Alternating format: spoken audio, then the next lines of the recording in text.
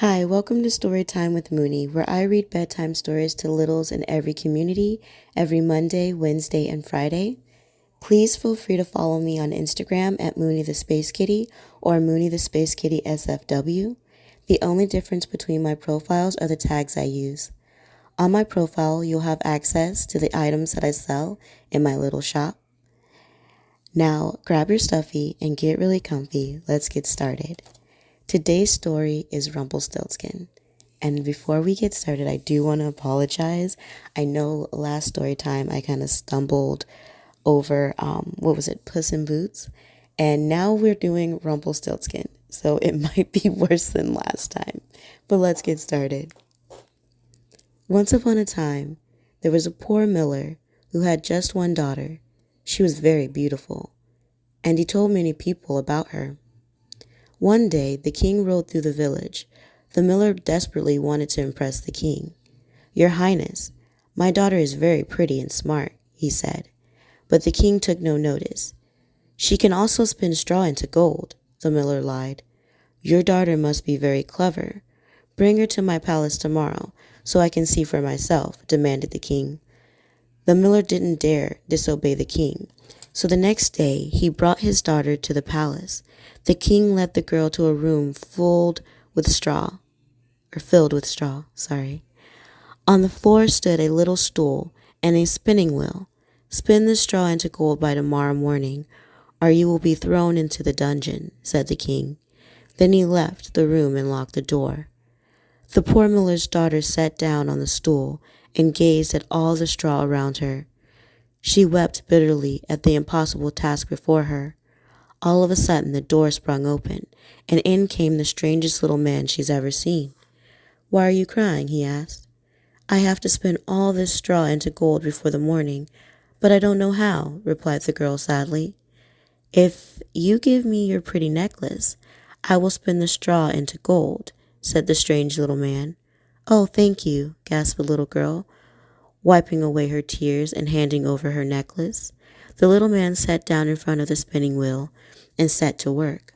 All night long the little man spun, and by the morning the room was filled with reels of gold. And just as suddenly as he had appeared, the strange man disappeared. When the king arrived, he was astonished to see so much gold. "You have done very well," he said, "but I wonder if you can do the same thing again." He took the miller's daughter to a much bigger room. It too was filled with straw. "Spin this straw into gold by tomorrow morning, or you will be thrown in a dungeon," said the king. And once more he locked the girl in the room. The miller's daughter was very frustrated. The strange little man appeared before her again. "Don't cry," he said. "Give me your shiny ring, and I will spin the straw into gold." She handed over her ring gratefully, and the little man set to work. Once again, all the straw was turned into gold. The king wanted to try one more time. "If you can do this again, you shall be my queen," cried the king. The poor miller's daughter wept even more bitterly this time than when the king left. "Why are you crying?" said the little man, appearing for the third time. "You know I will help you." "But I have nothing left to give you," sobbed the little girl. "If you become queen," replied the little man, "you can give me your firstborn child." The desperate miller's daughter agreed to the man's request, and once again he spun all the straw into gold. The king was so delighted when he saw all the gold the next day that he kept his promise and married the miller's daughter.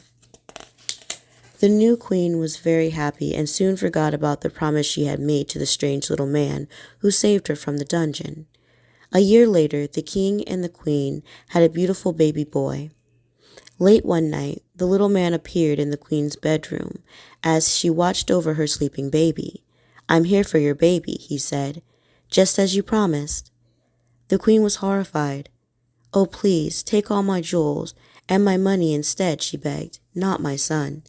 "No," replied the little man, "you made a promise, but I will give you 3 days.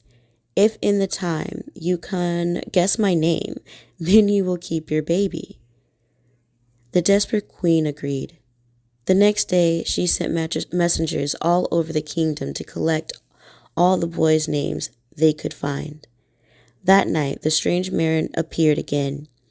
The queen read out the names she had gathered, but after each name he just laughed. The next day the queen sent the messengers out to find even more names, and that night she read out the new names when the little man appeared. But once again, the queen's guesses were wrong. On the third day, the poor queen was in despair. It was getting late by the time her last messenger returned. "Your Highness, I haven't found any new names," he said, "but as I was returning through the forest, I saw a little man leaping and dancing around a fire, singing a song.